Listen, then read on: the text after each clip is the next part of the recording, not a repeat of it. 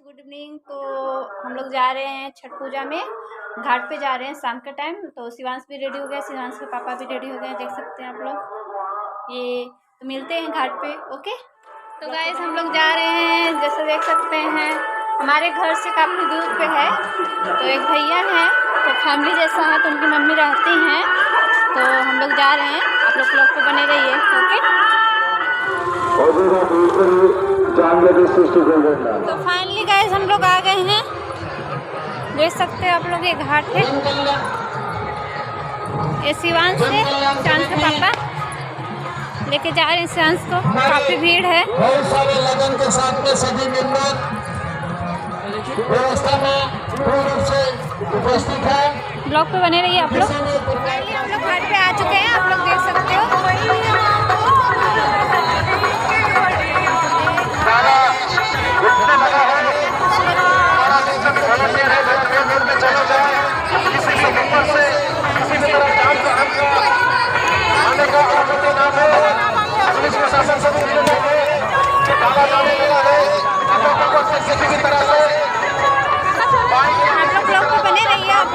जैसा भी होगा हम आप लोग से दिखाएंगे यहाँ का।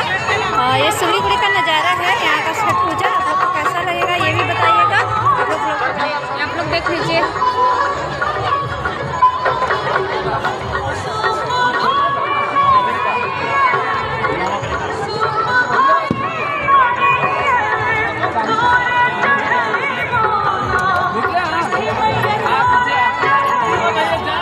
आप लोग देख लीजिए।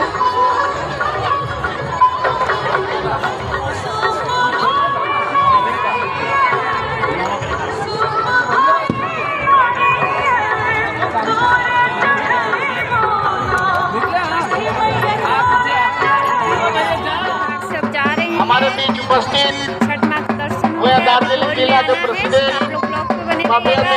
कल का ब्लॉग मिल जाएगा आपको कल के डेट में, और आज का ब्लॉग आज मिल जाएगा आपको। तो आप लोग ब्लॉग पे बने रहिए और बताइएगा कि कैसा लगा। तो ये सारा चीज़ आप सभी लोग हार्दिक अभिनंदन करता है और करता रहेगा।